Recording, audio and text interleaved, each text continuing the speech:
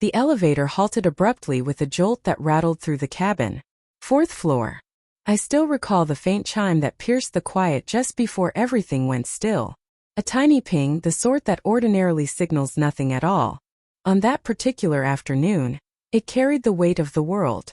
My twin sister stood right next to me, offering a tense little smile, her fingers wrapped tightly around the envelope from her ultrasound visit, her very first child on the way. I had promised to tag along for emotional backup. Little did I know I was stepping straight into the moment that would end me. As the panels parted smoothly, reality seemed to lurch sideways. There stood my wife Sarah, her laughter ringing out bright and free. Her fingers were laced through another man's, his thumb tracing slow circles across her skin as if the gesture had been rehearsed 1,000 times over.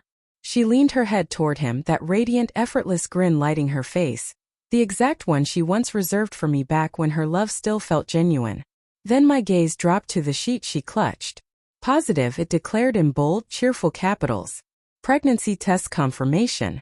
And in that instant her eyes locked onto mine. She went rigid. The joy evaporated from her expression. The man tracked her stare, and understanding washed over his features. Guilt flickering first, then panic, and beneath it all a fierce proprietary glint. My sister drew in a sharp, quiet breath, piecing together the identity of the woman before us.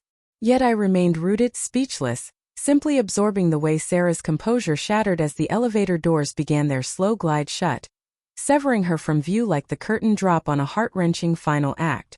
That was the afternoon my old self perished and the afternoon I started forging a new one from the ruins. We first crossed paths during our college years. She was the reserved figure tucked into the last row of the lecture hall, perpetually buried in a book, always watching the room with quiet intensity. I was captivated by that serene poise, that sense of hidden layers. Her tranquility pulled me in the way a gentle light draws a weary traveler, never suspecting that light could scorch. Together we constructed an existence woven from vows, midnight confessions, mutual aspirations, and softly spoken visions of homes and children. I poured endless hours into my position at the law office. She taught part-time at a nearby school. Everything appeared sturdy, authentic, until hairline fractures started to appear. It began with her growing reticence, the delayed responses to my messages, the unfamiliar scent lingering on her clothes, the sudden habit of shielding her phone with a passcode. Initially, I turned the blame inward, convinced I had grown too remote, too absorbed in deadlines, too exhausted for connection. But soon I recognized how her deceptions arrived polished, almost scripted, delivered with an unnatural fluency. A person's treachery reveals itself when it has been carefully rehearsed. One evening I feigned sleep while she eased from our bed to take a call in the kitchen, her voice hushed and quivering, the tone reserved for declarations of deep affection. "I can't wait to tell him," she murmured. In that moment I understood the him was not me. I withheld any outburst, any tears, any accusation. Instead, I commenced my meticulous preparations. Vengeance is not a wildfire of fury. Fury consumes itself too swiftly. True vengeance demands endurance, exactness, and absolute quiet.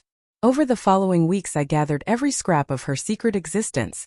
Call logs, text threads, email chains, photographs. She had been reckless, as the unfaithful often are when they believe their partner remains oblivious. Her paramour Daniel was employed at a nearby architectural practice, already married, already a father of 2. I had shaken his hand once at a charity gala, the very same hand now caressing my wife. I had returned his smile with sincerity then. Had he any inkling how intimately I would soon study his every move? I engaged a private detective not to verify what I already knew, but to compile an unbreakable dossier. I required proof so ironclad it could demolish 2 households and 2 professional reputations.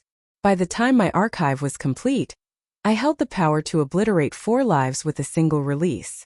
Yet I bided my time. Precision and timing is the soul of retribution. When Sarah believed she carried his child rather than mine, she approached me with tears brimming, voice trembling. "It's yours," she breathed. Her falsehood was a courtesy I chose not to interrupt. I curved my lips into a tender smile, brushed a kiss across her brow and replied, "Then we must mark the occasion." In the days that followed, I silently rerouted our shared savings into an account accessible only to me, transferred deeds and titles into my sister's name, and laid an elaborate snare. She thought we were completing paperwork for a joint loan to prepare for the baby. The forms she signed with trusting flourish were in fact divorce filings camouflaged beneath innocuous banking letterhead. By the time awareness dawned, every asset we had ever claimed as ours had already vanished into legal limbo beyond her reach. Next, I turned the spotlight on Daniel. An unmarked email arrived in his wife's inbox. A tidy digital folder brimming with candid photographs, intimate message threads, hotel billing statements, and the ultrasound report itself. She initiated separation proceedings within 7 days. His employer discovered the scandal shortly thereafter. His position evaporated. I never needed to intervene further. The consequences unfolded with elegant inevitability, one toppling into the next. At last I encountered Sarah once more inside the same medical center, same fluorescent-lit hallway, under vastly different circumstances. She appeared gaunt, hollowed out. The pregnancy had terminated on its own. Stress-triggered miscarriage, the doctors explained. She spotted me approaching and froze in the exact posture she had assumed that day inside the elevator. "I never intended for any of this," she whispered, eyes glistening with unshed tears. I inclined my head. "Intentions are rarely the issue," I answered. "That's the trouble." She reached toward my hand.